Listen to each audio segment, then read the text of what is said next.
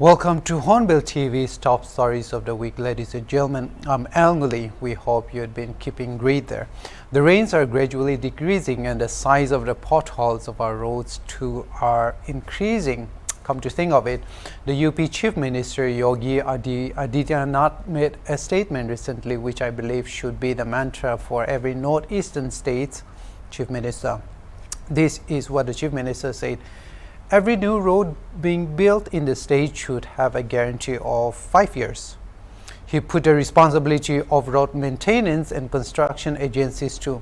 He said if the roads get damaged, the contractor should reconstruct it. Let's hope our elected representatives will also inspect our roads, especially in the areas that are far from the main highway. Also, Nagaland is dancing in the dark. Summer city Manipur is now a city of darkness. Even our inverters have gone to Burma to buy candles. Yeah, that's what it is going on right now. That besides, Kerala is currently fighting what is believed to be an outbreak of the Nipah virus. The virus is a bad-born zoonotic virus that can cause severe illness in humans. It is primarily, according to reports, primarily transmitted from animals to humans and can also spread from human to human. Do you remember COVID-19? It started with just one person. I think we'll have to stick with the masks. Also, 2 people have succumbed to the virus in Kerala, and authorities are saying there are about 1,000 on the contact list. So that can be scary. It reminds us of the times when the pandemic first broke out in Nagaland. Let's check out some of the top news stories of the week from the state, country and abroad, ladies and gentlemen.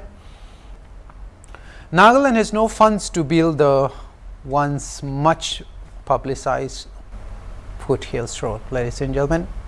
Replying to a question about the progress of the road during the second session of the 14th Nagaland Legislative Assembly, Chief Minister Nefirio said if the central government had said that it would not provide financial support for it, the state could have explored other sources to fund it. In other words, we have no funds to build the road ourselves, for which we were still waiting for the financial commitment from the center. That was the reason for the delay, the Chief Minister said in the Assembly. Nonetheless, the state government is pursuing the Foothill Road project. He assured that if the center will not hand it out like it said it would, Nagaland will still go ahead and find some funds from the next financial year and start on its own. Let's check out what's happening in Manipur now. The Manipur government has released figures outlining the extent of damage, death and destruction caused by the ethnic violence in the state this year. According to updates from the Manipur police, approximately 175 people were killed. 9 are still unidentified. About 1,108 others have been injured. 32 people are said to be still missing. 79 of the bodies have been claimed, while 96 bodies remain unclaimed. Further, the Manipur authorities have registered about 9,332 cases and 5,172 cases of arson were reported during the height of the violence. 4,786 houses were set on fire. 386 religious structures were destroyed or vandalized, and these include 254 churches and 132 temples. The police also spoke about the weapons looted from the police armory during the violence. 1,359 firearms and 15,050 ammunition pieces have been recovered so far.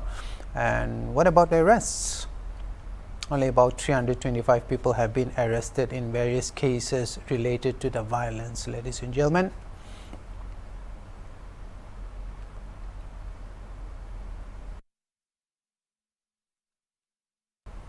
This was one of the biggest news in Nagaland yesterday. Nagaland's Director General of Police, Rubin Sharma, issued a statement warning personnel of Nagaland Police who are using drugs or alcohol that they should clean up get sober or be terminated from their service, saying that the personnel abusing drugs and alcohol have been given written warnings since the about past 7 months.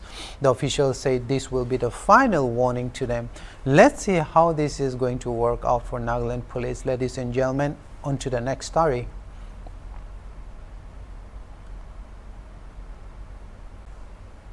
Very sad updates from natural climatic events from across the world, ladies and gentlemen. The death toll in the Morocco earthquake has passed 2,800 after a powerful earthquake hit the country on Friday.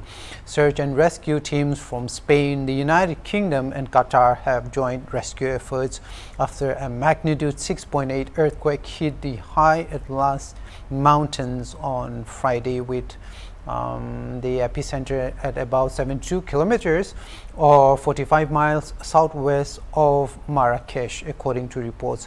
According to state television, the death toll has grown to 2,862, with about 2,562 people reportedly injured.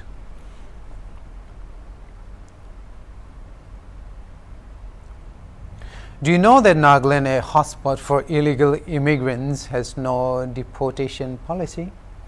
This shocking revelation came as a frustrating piece of information for citizens who are worried about the influx of illegal immigrants in the state. Ladies and gentlemen, the Nagaland government admitted during the recent assembly session that the state has no deportation or detention policy of its own.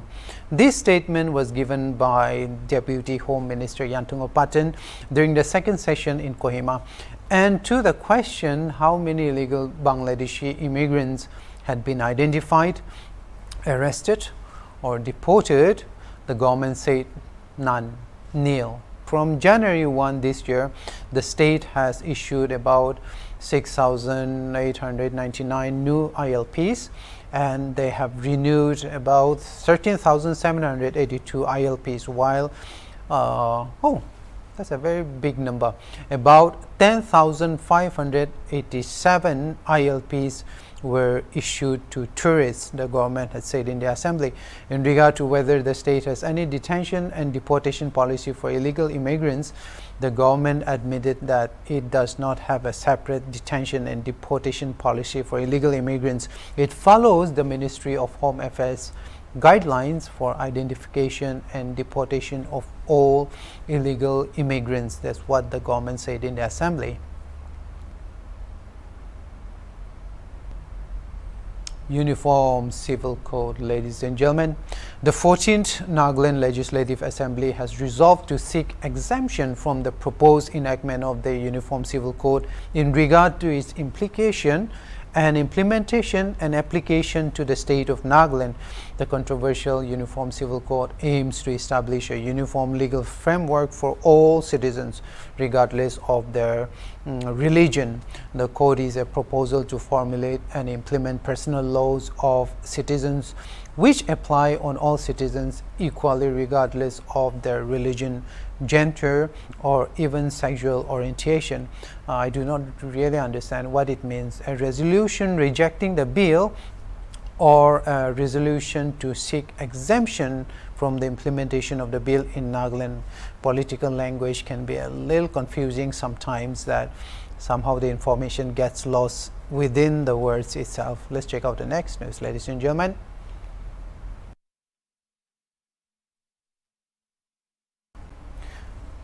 This news story had the entire government of Nagaland cringing in embarrassment and the people of Nagaland angry. Nagaland Minister for Environment, Forest and Climate Change, C.L. John, said earlier in the assembly that people and elephants have started fighting in Woka district, and that, quote, only, unquote, 8 people have been killed by the elephants only. Addressing this second session of the 14th Nagaland Legislative Assembly in Kohima, the minister, who was seen grinning widely as some of his colleagues laughed, he said people are now winning the battle. He said elephants have killed only 8 people, while people have killed 12 elephants. In that regard, the people are winning. So there is no Hardik, no Munduk, the minister said in Nagamis earlier. That's practically what he implied. He issued an apology later on. But like we say, even in our communities, words once spoken cannot be taken back, and I think it will take a long time for the minister to garner the lost PR that he gave away in his statement during that time. But still, he apologized, so let's hope that it will work out later on.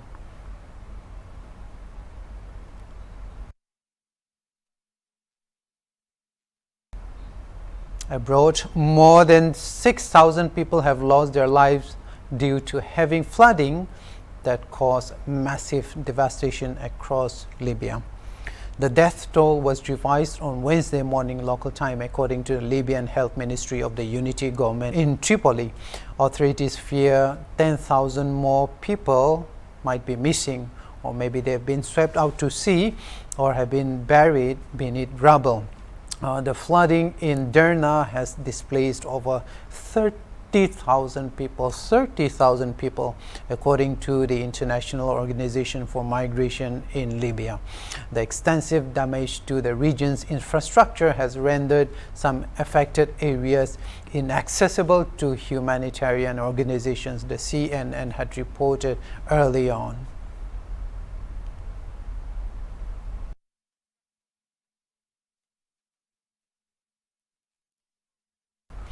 The Nagaland Legislative Assembly on Thursday passed a resolution on the Forest Conservation Amendment Act 2023. Ladies and gentlemen, the resolution stated that the Assembly resolves that the Act would only be applicable to the state subject to constitutional guarantees provided by Article 371A, and that the Government of India must assure that the provisions contained in Section 1A(2) of the Act shall not be used to the detriment of the state and its people. The Assembly also resolved to explore various options, including the state enacting its own act for the purpose of having its own compensation mechanism where any diversion of even private or community-owned forest land for non-forestry purposes and damage to the environment is suitably compensated, in addition to availing benefits of existing schemes in this regard. The Naga people along the borders are selling their land to businesses or leasing them out, and now we are talking about reclaiming lands. That's what Chief Minister Nefirio said, referring to the dispute between Assam and Nagaland over the land there. Over the years, he said, the people have been bogged down with internal issues and deep divisions among them. He said that they are becoming weaker, we are becoming weaker and weaker, while Nagaland's neighbors have become stronger and stronger. That's what he said. Our people talk of reclaiming the Naga forests, but townships have come up and the areas have been occupied. The people are only talking. That's what he said in the assembly. He expressed disappointment that Naga people are selling land to Assam and business companies there. There are also others who are giving their lands on lease to tea gardens to collect taxes, he said. And I think this is a very bad habit that all of us are known for. We give out our lands to people just to collect taxes and we don't work on the land. That was what he was implying. There still are others who are taking advantage of Nagaland's internal affairs. They are making land deeds, patas, in Assam to set up villages. There are concepts of occupational rights in this regard, he said in the assembly. The chief minister said that in today's situation, one cannot simply make sweeping statements about taking back the lands. The chief minister is right, you know. Those were the top news stories of the week, ladies and gentlemen. I'm Ngullie. See you next time.